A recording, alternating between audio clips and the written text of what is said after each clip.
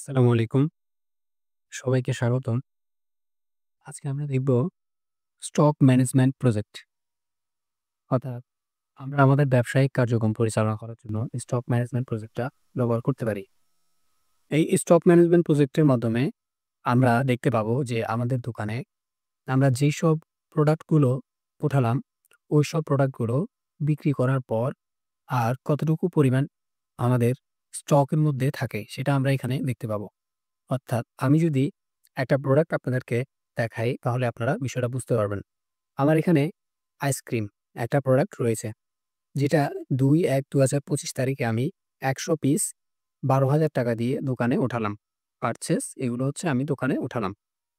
এখন আমি যদি এই আইসক্রিমটা বিক্রি করি, সাপোজ আমি ৫/১/২০২৫ তারিখে এই আইসক্রিম বিক্রি করলাম ২০ পিস। আমি যখন ২০ লিখে এন্টার দিব, সাথে, সাথে আমার এখানে আইসক্রিমের অবশিষ্ট আর কতটা প্রোডাক্ট আছে সেটা আমাকে এখানে শো করবে। আমি ২০ লিখে এন্টার দিলাম। দেখেন সাথে, সাথে আমার এখানে আইসক্রিম ৮০ হয়ে গেল। আমি এখানে প্রাইস দিয়ে দিচ্ছি। তো তাহলে কি হলো? আমার এখানে আইসক্রিম দোকানে ছিল ১০০ পিস। আমি বিক্রি করলাম ২০ পিস। আর অবশিষ্ট ৮০ পিস এখানে দেখা যাচ্ছে। তো আমরা যদি আবার বিক্রি করি, যেমন আমি ৬/১/২০২৫ তারিখে আমি আইসক্রিম আবার বিক্রি করলাম। ৩০ পিস বিক্রি করলাম। আমি ৩০ লিখে যখন এন্টার দিব, তখন এখানে আইসক্রিম সংখ্যা কমে যাবে। এন্টার দিলাম। দেখেন আইসক্রিম সংখ্যা এখন ৫০ হয়ে গেছে। এখানে আমি একটা দাম দিয়ে দিই। তো দেখতে পাচ্ছেন আমাদের এই আইসক্রিম এখানে কমে গেছে বিক্রি করার পর।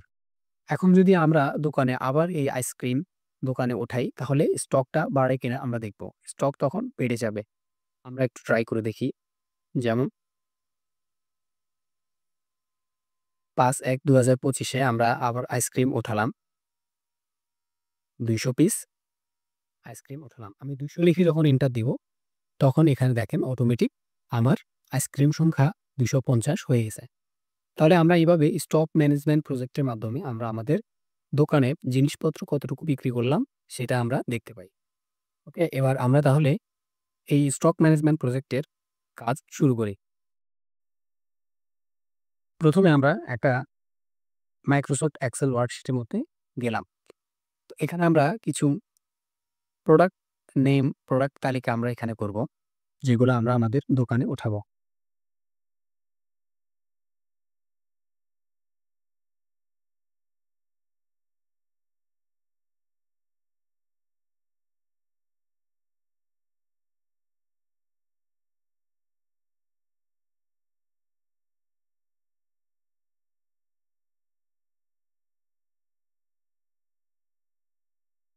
আমি এখানে ২ টা ঘর মিলে মার্জ অ্যান্ড সেন্টার করে ফেলছি। আমি ২ টা ঘর মিলে একটা ঘর করে ফেলছি। এখানে আমি প্রোডাক্ট নেম লিখলাম। এখন আমি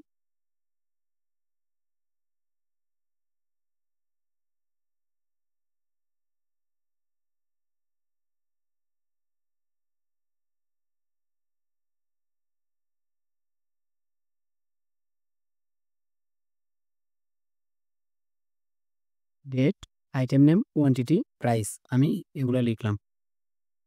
উপরের এই ৪ টা ঘরটা আমি মার্জ অ্যান্ড সেন্টার করলাম। এখানে আমি লিখব পারচেজ, অর্থাৎ দোকানের জন্য আমি এটা ক্রয় করলাম।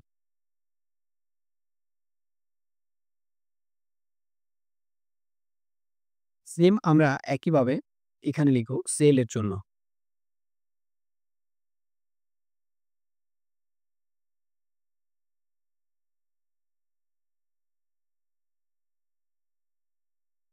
আমি এটা কপি করে ফেললাম। তো সেল এর ঘরে আমি পেস্ট করে দিলাম। এখন আমরা স্টক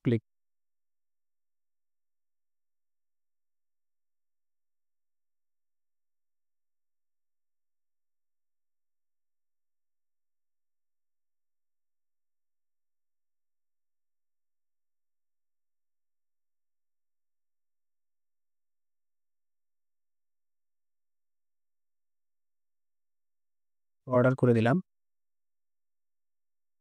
আমরা আমাদের এখানে কিছু প্রোডাক্ট নেম নিলাম। এখানে পারচেজ প্রোডাক্ট দিলাম যেগুলো আমরা দোকানের জন্য ওঠাবো।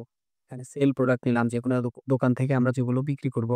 এখানে স্টক ব্যালেন্স দিব।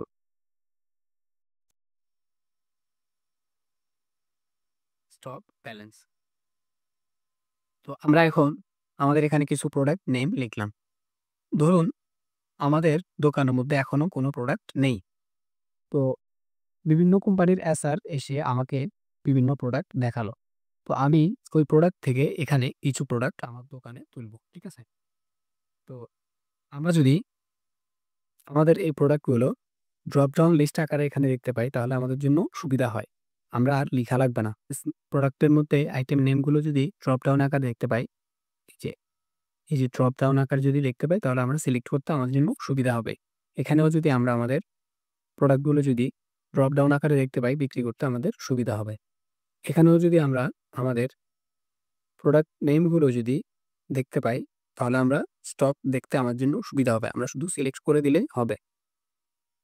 তো আমরা এখন এই লিস্ট বা ড্রপ ডাউন তৈরি করব। তো ড্রপ ডাউন তৈরি করার জন্য প্রথমে আমরা আমাদের যে ঘরগুলোতে আমরা ড্রপ ডাউন মেনু করব ওই ঘরগুলো আমরা সিলেক্ট করতে হবে। এখানে আমি আমার এই ঘরগুলোতে ড্রপ ডাউন করতে চাচ্ছি। এইজন্য আমি এই ঘরগুলো সিলেক্ট করলাম। এরপর আমরা চলে যাব ডাটা ট্যাবের মধ্যে। ডাটা ট্যাবে গেলাম। এখানে আমাদের ডাটা ভ্যালিডেশন নামে একটা অপশন থাকবে। আমরা ডাটা ভ্যালিডেশনের মধ্যে ক্লিক করলাম। তো আমাদেরকে এখানে একটা উইন্ডো দেখাচ্ছে। তো এখন আমরা এখানে এনি ভ্যালু থেকে লিস্ট করে দেব। লিস্ট সিলেক্ট করলাম। এরপর এখানে সোর্স দেওয়ার জন্য আমাদেরকে একটা ঘর দিল যে আমরা কোন নামগুলোকে ড্রপ ডাউন বানাতে চাচ্ছি। তো আমরা এখন এখানে সোর্স দিয়ে দিব যে আমি এই অ্যারো চিহ্নতে ক্লিক করলাম। এরপর আমি আমার এই প্রোডাক্ট নেমগুলো সিলেক্ট করে দিলাম। আরও কিছু খালি ঘরও আমরা সিলেক্ট করে দিলাম। এই খালি ঘরগুলোর কাজ আমরা একটু পরেই দেখব। আমাদের সিলেক্ট করা হয়ে গেছে। এখন যদি আমরা এন্টার প্রেস করি তাহলে হবে, অথবা আমরা এখানে এই অ্যারো চিহ্নতে প্রেস করলে তাহলেও হবে। আমরা এখানে চলে আসলাম। ওকে প্রেস করতেও পারি অথবা এন্টার দিলেও হবে। তো আমি ওকে প্রেস করলাম। তখন দেখেন আমার এখানে ড্রপ ডাউন হয়ে গেছে। দেখেন আমি যখন এখানে আমার আইটেম নেম ঘরে গেলাম, একটা ফিল্টার চলে আসছে। এই ফিল্টারই হচ্ছে ড্রপ ডাউন। আমরা এখানে ক্লিক করলে আমাদের এখানকার নামগুলো দেখতে পাবো এবং এখানে যে খালি ঘরগুলো আমরা সিলেক্ট করে দিলাম, এই খালি ঘরগুলো আমরা এখানে দেখতে পাচ্ছি। আমি যদি খালি ঘরগুলোতে এখন কোনো একটা প্রোডাক্টের নাম লিখি, সেটা আমরা এই ড্রপ ডাউনের মধ্যে অটোমেটিক পেয়ে যাব। যেমন আমি যদি এখানে লিখে দিলাম মাউস প্যাড। এখন দেখেন আমাদের এই ড্রপ ডাউনের মধ্যেও মাউস প্যাড অটোমেটিক চলে আসবে। এই যে মাউস প্যাড অটোমেটিক চলে আসছে। আমি যদি এখানে আরেকটা প্রোডাক্ট লিখি, অটোমেটিক ড্রপ ডাউন মধ্যে চলে যাবে। আমি আরেকটা প্রোডাক্টের নাম লিখি। আমি মোবাইল লিখলাম। দেখেন এখানে যদি আমরা ড্রপ ডাউনের মধ্যে যাই তাহলে এই মোবাইল নামটা চলে আসছে। ঠিক আছে? আচ্ছা, এখন আমরা কিছু প্রোডাক্ট দোকানের জন্য ওঠাবো। সাপোজ এখানে আমি মাউস উঠালাম ২০০ পিস। প্রাইস দিলাম ৳১০,০০০। এরপর আমি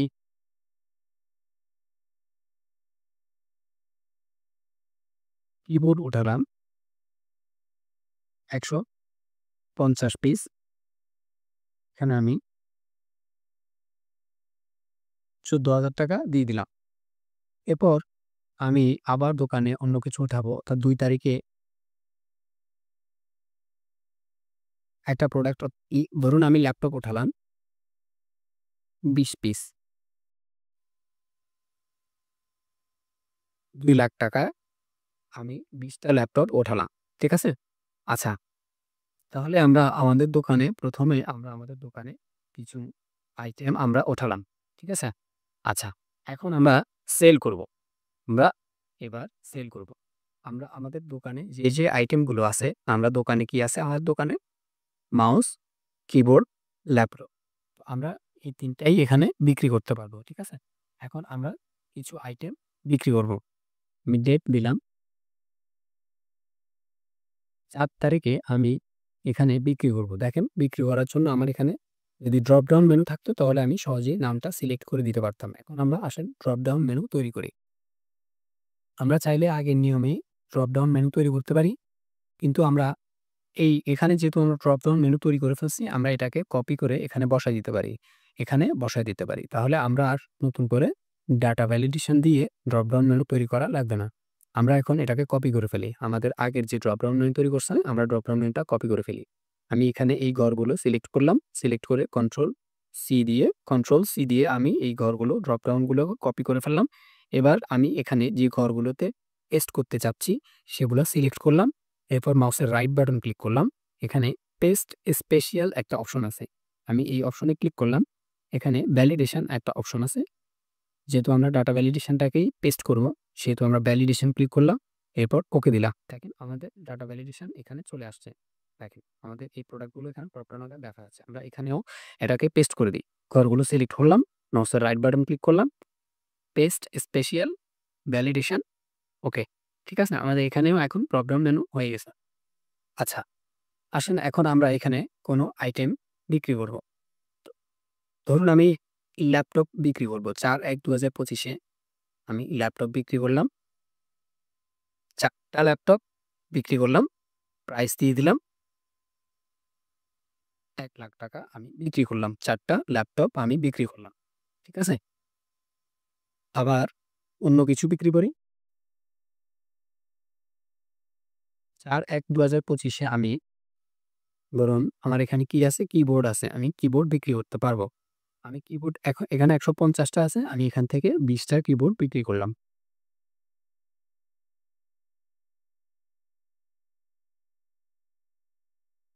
আমি ২০ টা কিবোর্ড বিক্রি করলাম ৳১০,০০০ র। আসুন এবার আমরা আমাদের মেইন কাজটা স্টক ব্যালেন্স বের করব। যে আমাদের ল্যাপটপ এখানে ২০ টা ল্যাপটপ ছিল, ৪ টা ল্যাপটপ বিক্রি করছি। আর কয়টা ল্যাপটপ এখানে থাকবে? আমাদের কিবোর্ড ১৫০ টা ছিল দোকানে। আমরা ২০ টা বিক্রি করছি। আর কতটা স্টক আছে আমরা এটা এখানে দেখব। ১ম এ আমরা ধরুন ল্যাপটপের স্টক দেখব, পরে কিবোর্ডের স্টক দেখব, পরে আর কি আছে এখানে? মাউস আছে। আমরা পরে মাউসের স্টক দেখব। এজন্য সিলেক্ট করে দিলাম। আমাদের দোকানে যে ৩ টা প্রোডাক্ট আছে আমরা ওই ৩ টা প্রোডাক্টের স্টক দেখব। এজন্য এখানে ৩ টা প্রোডাক্ট সিলেক্ট করে দিলাম। এখন আমরা এখানে কোয়ান্টিটির মধ্যে আমাদের সূত্র এপ্লাই করব। যে আমাদের দোকানের মধ্যে এখন কয়টা প্রোডাক্ট স্টক আছে সেটা আমরা এখানে সূত্রর মাধ্যমে লজিকের মাধ্যমে আমরা সেটা দেখতে পাবো। আমরা এখানে সাম ইফ ইউজ করব। সাম ইফ ফাংশন আমরা ২ বার ইউজ করব। একবার সাম ইফ ফাংশনে আমরা পারচেজ প্রোডাক্টগুলো সিলেক্ট করব, মাইনাস দিয়ে আবার সাম ইফ ফাংশনে সেল প্রোডাক্টগুলা সিলেক্ট করব। অর্থাৎ পারচেজ থেকে এই সেল প্রোডাক্ট বিয়োগ দিলে আমাদের এখানে কোয়ান্টিটি দেখাবে, স্টকটা দেখাবে। আসুন আমরা তাহলে এবার স্টক ম্যানেজমেন্টের সূত্রটা এপ্লাই করি। প্রথমে আমি ইকুয়াল দিলাম, এরপর সাম ইফ লিখে আমি ফার্স্ট ব্র্যাকেট দিলাম। এরপর আমরা আমাদের যে পারচেজ প্রোডাক্টের মধ্যে আইটেম নেম যেগুলো আছে আমাদের দোকানে যে আইটেমগুলো আমাদের রয়েছে আমরা ওই আইটেমগুলো সিলেক্ট করে দিব। আমি এই আইটেমের ঘরগুলো সিলেক্ট করে দিলাম। খালি ঘরগুলো সিলেক্ট করে দিলাম। ঠিক আছে? যেন পরবর্তীতে যদি কোনো প্রোডাক্ট আমরা দোকানে উঠাই ওই প্রোডাক্টেরও যেন স্টক এখানে দেখা যায়। এজন্য আমরা খালি ঘরগুলোও সিলেক্ট করে দিব। এরপর আমরা এই ঘরগুলা সিলেক্ট করার পর এগুলোকে লক করে দিব। আমরা জানি F4 দিয়ে আমরা লক করতে পারি। আমরা যখন F4 প্রেস করি তখন আমাদের এগুলো ডলার সাইন হয়ে যায়। যদি আপনি F4 প্রেস করার পর ডলার সাইন না আসে তাহলে কিবোর্ডের FN বাটন চেপে ধরে আপনি F4 ক্লিক করবেন। আমি আবার বলতেছি, কিবোর্ডের FN বাটন প্রেস করে ধরে রেখে আপনি F4 বাটন প্রেস করবেন। তখন আপনার এখানে এই সিলেক্ট করা রেঞ্জটা লক হয়ে যাবে। লক হলে কিভাবে বুঝবেন? এখানে ডলার সাইন যখন আসবে তখন বুঝতে পারবেন যে আপনার এই ঘরগুলো লক হয়ে গেছে। ওকে? এখন আমরা একটা কমা দিব। এরপর আমরা আমাদের স্টক ব্যালেন্সের ১ম যে ঘর আছে ওই ঘরটাকে আমরা সিলেক্ট করব। আমার এখানে ল্যাপটপ লেখা আছে এজন্য আমি ল্যাপটপ ক্লিক করলাম। আপনাদের যেই প্রোডাক্ট থাকে আপনারা ওই প্রোডাক্ট সিলেক্ট করে দিবেন। এখন আমরা এটাকে লক করব না। আমরা কমা দিয়ে দিব একটা। এরপর আমরা আবার চলে আসবো আমাদের দোকানের মধ্যে যে কোয়ান্টিটি রয়েছে আমাদের এই দোকানের, যে এই কোয়ান্টিটিগুলা প্রোডাক্টের কোয়ান্টিটিগুলো আমরা এখানে সিলেক্ট করে দিব। ঠিক আছে? সিলেক্ট করার পর আমরা এগুলোকে লক করব। আমরা জানি লক করার জন্য F4 দিয়ে আমরা লক করতে পারি অথবা Fn বাটন প্রেস করে ধরে রেখে আমরা F4 দিয়ে লক করতে পারি। আমরা এটাকে লক করে দিলাম। ওকে? এবার আমরা ব্র্যাকেট ক্লোজ করে দিলাম। ব্র্যাকেট ক্লোজ করার পর আমরা একটা মাইনাস চিহ্ন দিব। আবার সাম ইফ ফাংশন ইউজ করব। আমরা এই সেল প্রোডাক্টকে সিলেক্ট করে দেওয়ার জন্য আমরা আবার সাম ইফ লিখছি। আবার সাম ইফ লিখলাম, ফার্স্ট ব্র্যাকেট দিলাম। এখন আমরা এবার সেল প্রোডাক্টের যে প্রোডাক্টগুলো আমরা বিক্রি করলাম ওই প্রোডাক্টগুলো আমরা এখানে সিলেক্ট করে দিব। আমি এই প্রোডাক্টের ঘরগুলো সিলেক্ট করে দিলাম। সবগুলা ঘরই সিলেক্ট করলাম যাতে করে পরবর্তীতে খালি ঘরগুলোতেও যদি আমি কোনো প্রোডাক্ট বিক্রি করি যেন এখানে স্টকটা দেখা যায়। এজন্য আমি খালি ঘরগুলো সিলেক্ট করে দিব। এখন আমরা এই ঘরগুলোকে এবার লক করে দিই। আমরা জানি F4 দিয়ে আমরা লক করতে পারি। আমি লক করে দিলাম, কমা দিলাম। আবার এই ঘরটাকে আমি ক্লিক করব। যে আমার স্টক ব্যালেন্সে প্রথম আইটেমটা আমরা এখানে ক্লিক করে দিই। আমি এটাকে ক্লিক করলাম, আবার একটা কমা দিলাম। এরপর আমরা যে পরিমাণ আমরা সেল করলাম কোয়ান্টিটি, আমরা ওই কোয়ান্টিটিগুলোকে সিলেক্ট করে দিব। আমি এই কোয়ান্টিটিগুলো সিলেক্ট করে দিলাম। এখন আমি এটাকে লক করে দিব। এটাকে লক করে দিলাম। ব্র্যাকেট ক্লোজ করলাম। ঠিক আছে? তাহলে আমরা আমাদের সূত্র এপ্লাই করা হয়ে গেল। তো আমরা এবার যখন এন্টার দিব তখন আমাদের এখানে স্টক ব্যালেন্স দেখাবে। আমরা এবার এন্টার প্রেস করলাম। এন্টার প্রেস করার পর আমার এখানে স্টক দেখাচ্ছে যে ল্যাপটপ দোকানে ছিল 20টা, বিক্রি করলাম 4টা, আর 16টা এখানে স্টক রয়েছে। আমরা এবার এটাকে অটোফিল করে ফেলি। অটোফিল করার পর দেখেন আমাদের এখানে কিবোর্ড দেখাচ্ছে 130টা। কিবোর্ড দোকানে 150টা ছিল, আমরা কিবোর্ড বিক্রি করলাম 20টা, আর কিবোর্ড এখানে 130টা অবশিষ্ট আছে। মাউস দেখাচ্ছে 200টা। দেখেন মাউস আমাদের দোকানে 200 পিসই আছে, বিক্রি হয় নাই, এই জন্য 200 পিস দেখাচ্ছে। এখন আমরা একটু দেখি যে আমাদের যদি আমরা এখন প্রোডাক্ট বিক্রি করি তাহলে আমাদের স্টক চেঞ্জ হয় কিনা। যেমন আমি এখানে 5 তারিখে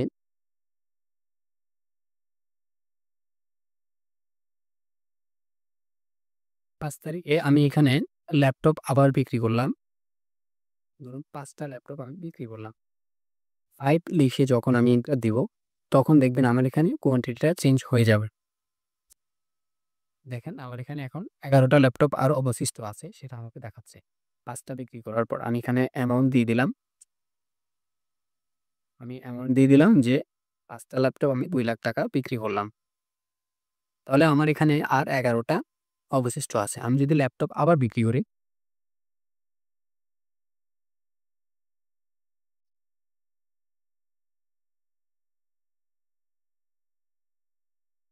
আমি যদি আবার 5টা বিক্রি করি তাহলে এন্টার দেওয়ার পর দেখেন আমার এখানে অটোমেটিক কমে গেছে। 6টা ল্যাপটপ দেখাচ্ছে।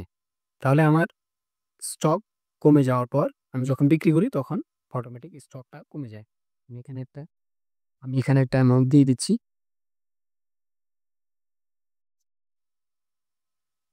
যে আমি 5টা ল্যাপটপ 2,20,000 টাকায় বিক্রি করলাম।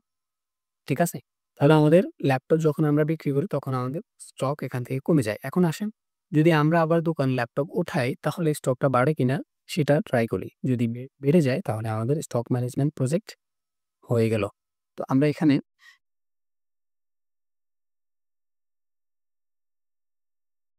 এই যে আবার ল্যাপটপ কিনলাম 50 পিস।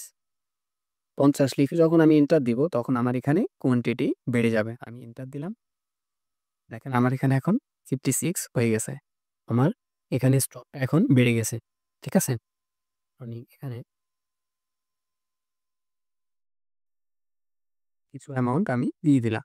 তাহলে আমরা দেখতে পেলাম কিভাবে একটা স্টক ম্যানেজমেন্ট প্রজেক্ট করতে হয়। তো আশা করি আপনারা এই প্রজেক্টটা বুঝতে পেরেছেন। যদি না বুঝে থাকেন অবশ্যই কমেন্ট বক্সে আবার জানাবেন। সবাই ভালো থাকবেন। আল্লাহ হাফেজ। আসসালামু আলাইকুম।